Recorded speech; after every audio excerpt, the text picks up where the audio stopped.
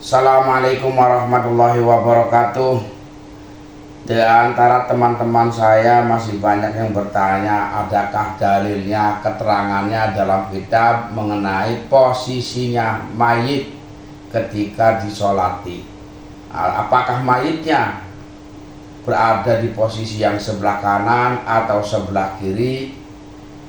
Oleh karenanya, agar bisa mendengarkan, menonton video ini sampai tuntas, sampai selesai, agar kita tidak gagal paham, saya ambil keterangan yang pertama dari kitab Subulus Salam, yaitu syarahnya Bulughul Maram juz 2 Shahifah 260. Yang kedua kitab Al-Bujairami Alal Manhaj juz 1 Shahifahnya 628.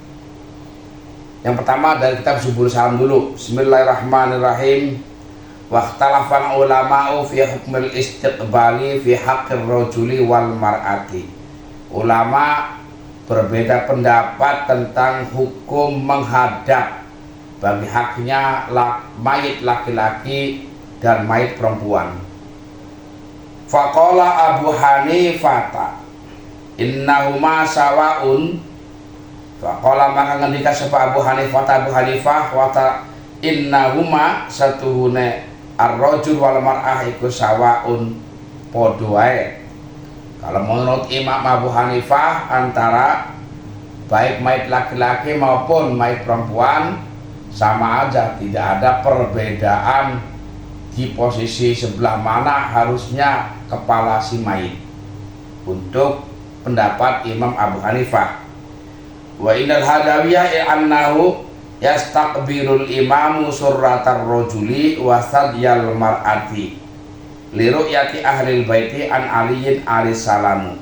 Menurut Imam Al-Hadawiyah, bahwa posisinya mayit itu si imam menghadap tepat berada di pusarnya laki-laki. Jadi kalau mayitnya mayit laki-laki, maka si imam berada di pusarnya laki-laki. Ini menurut Al-Hadawiyah. Dan kalau untuk perempuan, posisinya si imam berada tepat di payudaranya si perempuan. Al-Hadawiyah mengatakan ini berdasarkan dari riwayat dari Ali alaihissalam. Wa qala Al-Qasim sadrul mar'ati. Karena menurut Imam Al-Qasim mengatakan bahwa untuk mayit perempuan posisi imamnya berada di tepat dadanya mayit perempuan. Wa bainahu wa bainas surrati minar rajuli, dan antara dada dan pusar itu posisi imam berada pada mayit laki-laki. Idh qadruwiya qiyamu sallallahu alaihi wasallam inda sadriha, karena telah diriwayatkan Rasulullah berdiri tepat berada pada dadanya perempuan. Wa an Syafi'i. Nah, kalau menurut Imam Syafi'i, ini dalam kitab Subulus Salam dulu, annahu yaqifu, annahu satuhune imam. Ini yang dibahas adalah posisi imam akhirnya. Iku yaqifu ngadeg sapa imam idza arasir rajuli, ing ngepasi sirahe mayit laki-laki, wa inda ajizatiha, lan ing dalam sandinge bokonge mayit wadon. Lima krona hadis akhrajau kang wis ngatokaken ing ma sapa Abu Daud dan Imam Abu Daud wa Tirmidzi min hadis Anas, saking hadise sahabat Anas. Annau satuna kanjeng Nabi iku salat sapa Nabi ala rajulin ing atase wong lanang, tegese mayit lanang. Faqama maka nuli ngadeg sapa kanjeng Nabi indaros indem sandinge sirahe rajul. Wa sallallahu salat sapa kanjeng Nabi alal mar'ati ing atase mayit wadon. Faqama maka nuli ngadeg sapa kanjeng Nabi inda ajizatnya indam sandinge bokonge mayit wadon. Qala ngendika lahu maring Anas sapa Al-Ala ibnu Ziyad, Ala bin Ziyad. Hakadha eling-eling kaya mengkene kana ana sapa Rasulullah sallallahu alaihi wasallam iku yaf'alu agawe sapa Rasul. Jadi Ala bin Ziyad menanyakan kepada sahabat Anas, memang seperti itukah Rasulullah cara mensolati orang yang meninggal? Qala ngendika sapa Anas, na'am, iya. Betul, seperti itu. Jadi pendapat Asy-Syafi'i, posisinya imam itu berada tepat di kepala mayit laki-laki.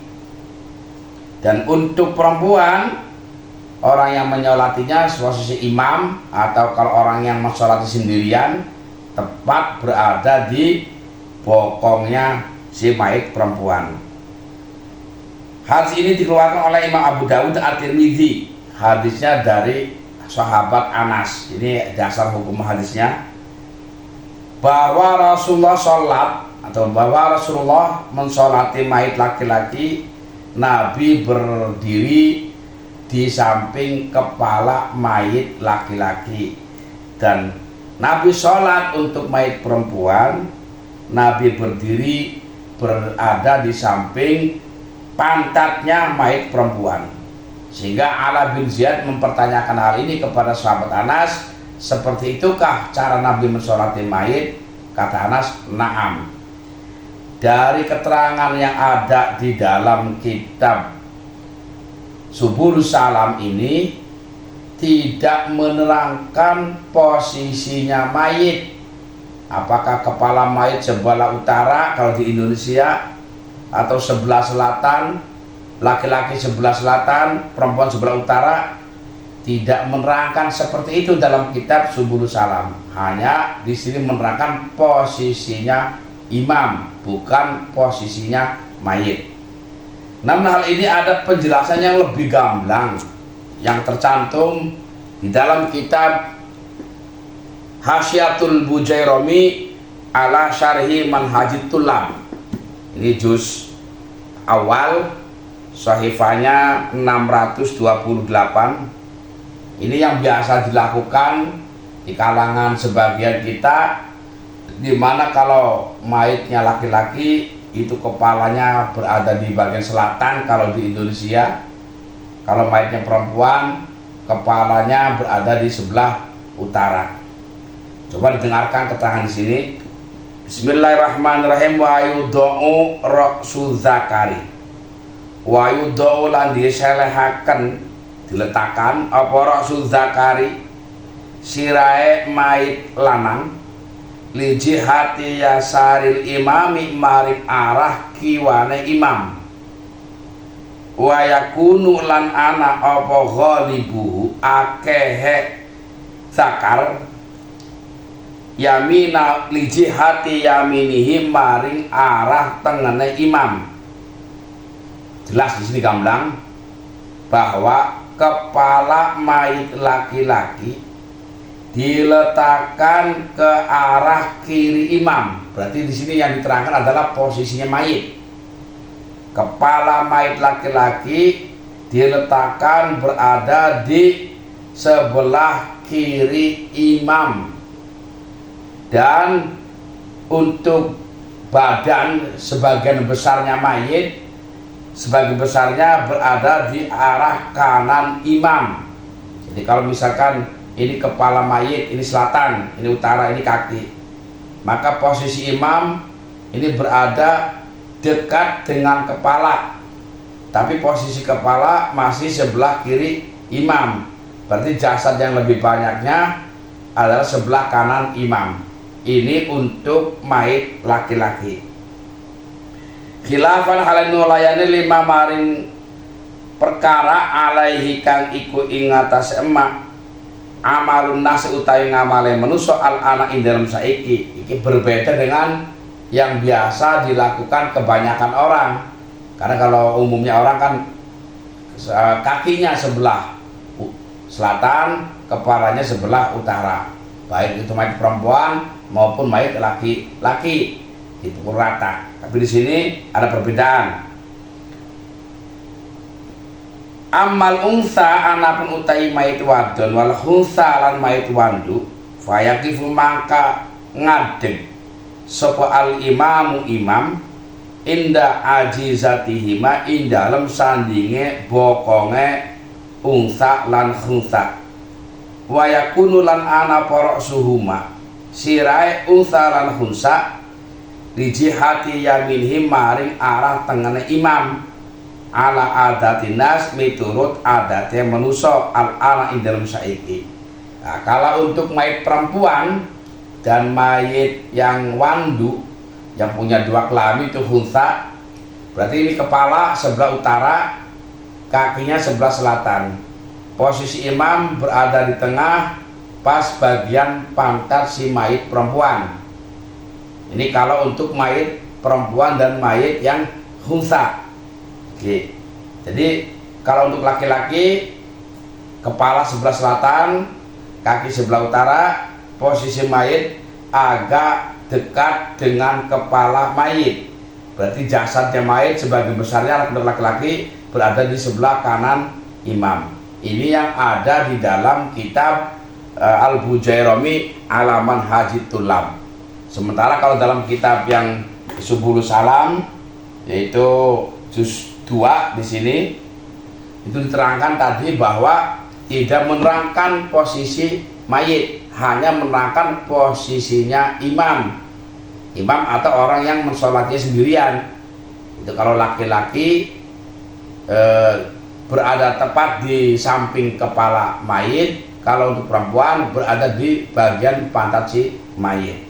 Demikianlah keterangan ini, mudah-mudahan bisa membantu teman-teman yang selama ini mempertanyakan tentang masalah ini.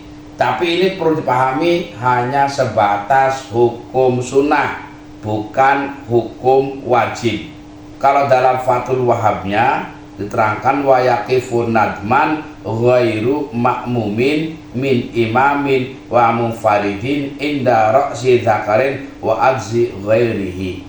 Jadi hukumnya adalah sunnah berdiri bagi selain makmum, itu imam maupun orang yang sholat sendirian berada tepat di posisi kepalanya mayit laki-laki dan selainnya berada di bagian pantat. Itu hukumnya adalah sunnah.